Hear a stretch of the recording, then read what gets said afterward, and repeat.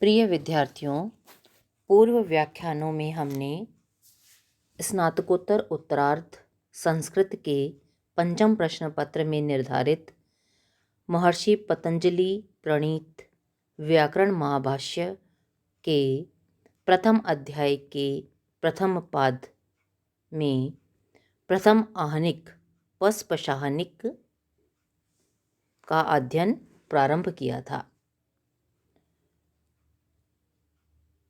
पूर्व में ग्रंथ के अध्ययन के मुख्य प्रयोजनों पर प्रकाश डालने के उपरांत अवान्तर प्रयोजनों का अनुशीलन हमारे द्वारा किया जा रहा है।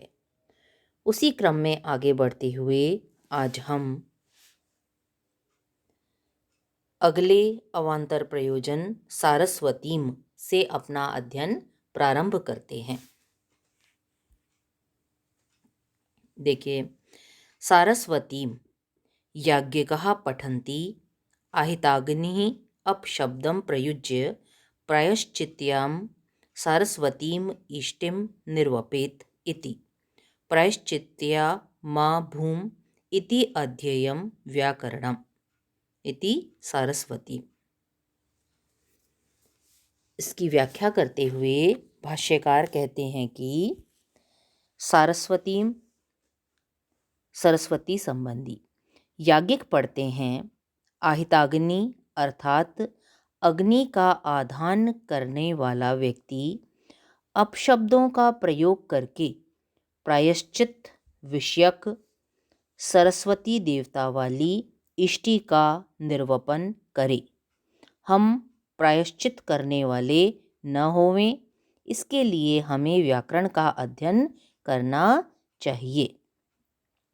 अभिप्राय यह है, यहाँ भाष्यकार कहना चाहते हैं कि शब्दानुशासन जो कि व्याकरण परक ग्रंथ है, यदि हम शब्दानुशासन का इस व्याकरण शास्त्र का अध्ययन करेंगे तो हमें भली प्रकार से ज्ञात हो जाएगा कि कौन से साधु शब्द हैं और कौन से असाधु या अपशब्द हैं। मुख्यतः क्या विधान है कि यदि यज्ञ करते समय अपशब्द का प्रयोग किया जाता है तो उसके प्रायश्चित के रूप में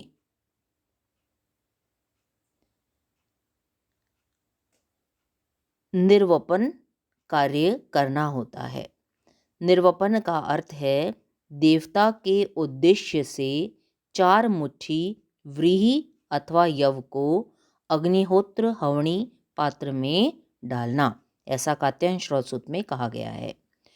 तो यदि हम अपशब्द का प्रयोग करेंगे तो हमें प्रायश्चित के रूप में सरस्वती देवता वाली इष्टि का निर्वपन करना पड़ेगा। किंतु यदि व्याकरण शास्त्र के अध्ययन के कारण हम शब्द और अपशब्द के भेद को जानते हैं तो हम अपशब्दों से बचते हुए साधु शब्दों का ही प्रयोग करेंगे। और यदि हम साधु शब्दों का प्रयोग करेंगे तो हमें किसी प्रकार के सरस्वती देवता संबंधी इष्टि का निर्वपन नहीं करना पड़ेगा।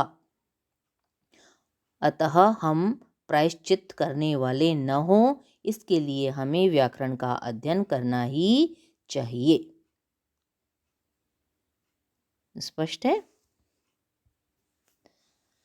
अगला अवान्तर प्रयोजन है आपका सुदेवो असि। सुदेवो असि वरुण यस्य त सप्त सिन्धवः अनुक्षरन्ति काकुदं सूर्म्यं सुशिराम इव।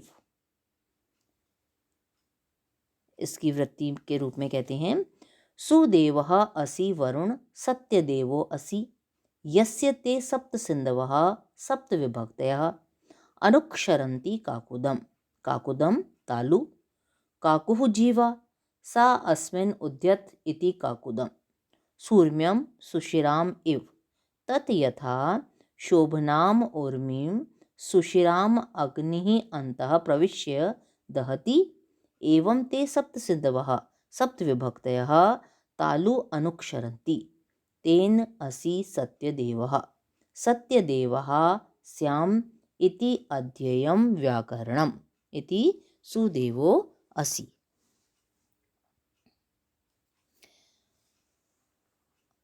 अर्थ बताते हुए कहते हैं हम कि हे वरुण, तुम सुदेव हो, सत्य अर्थात शाश्वत देव हो।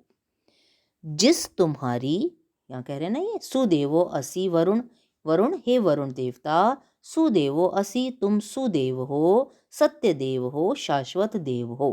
यस्य ते जिस तुम्हारी, सप्त सिंधवः सात नदियाँ अर्थात सात विभक्तियाँ, काकुदम काकुद में अनुक्षरंती प्रकाशित होती हैं।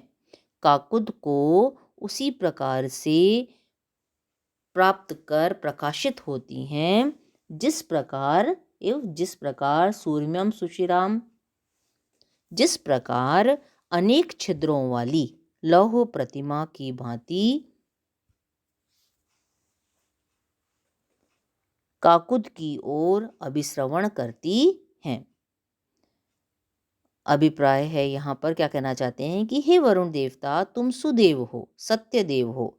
तुम्हारी सात नदियाँ अर्थात सात विभक्तियाँ काकुद की ओर अभिश्रवण करती हैं। काकुद का अर्थ है तालु, और काकू किसको कहते हैं? जिह्वा को। वह जिसमें प्रेरित होती है अथवा उच्चारित होती है उसे हम काकुद कहते हैं।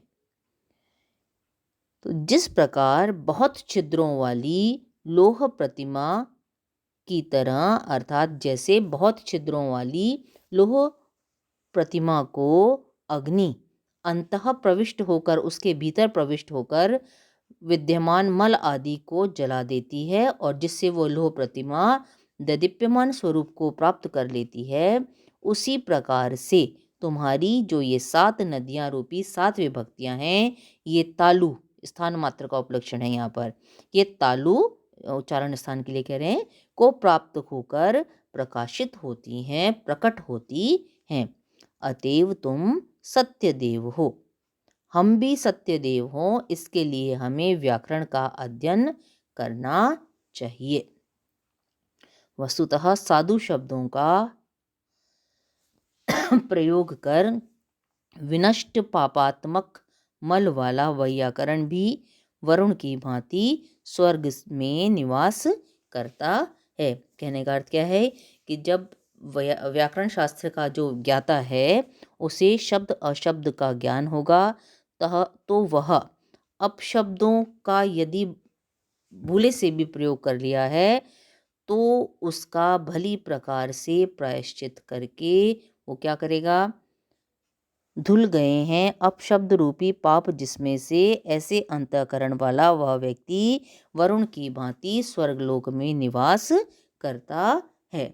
हम भी सुदेव बने, इसके लिए हमें व्याकरण का अध्ययन करना चाहिए।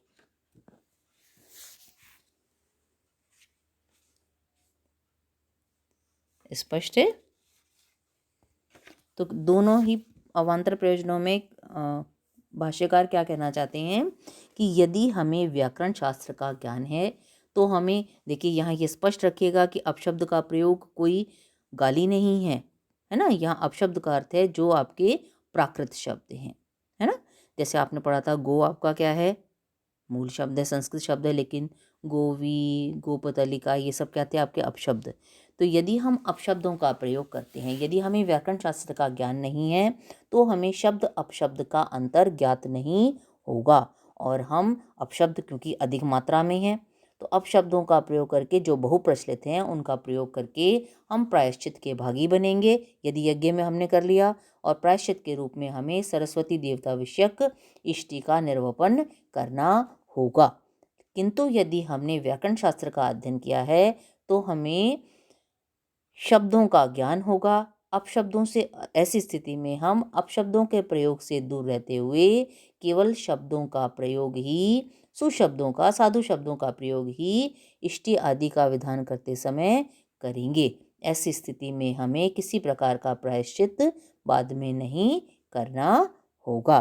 तो हम प्रायश्चित के प्रतिभागी न बने, इसके लिए हमें क्या करना चाहिए? व्याकरण शास्त्र का अध्ययन करना चाहिए ताकि हमें शब्दों का ज्ञान हो जाए, है ना। ये तो पहला प्रयोजन था आपका आज का। और दूसरे प्रयोजन में क्या कहना चाहते हैं कि वो हम भी वरुण देवता हम भी आपकी तरह सुदेव बने, शाश्वत देव बने, सत्य देव बने, इसके लिए हमें व्याकरण का अध्ययन करना चाहिए। क्यों? क्योंकि यदि हमने व्याकरण का अध्ययन किया है तो हमें भली प्रकार से ज्ञात होगा कि किस वर्ण का उच्चारण किस स्थान से किया जाता है।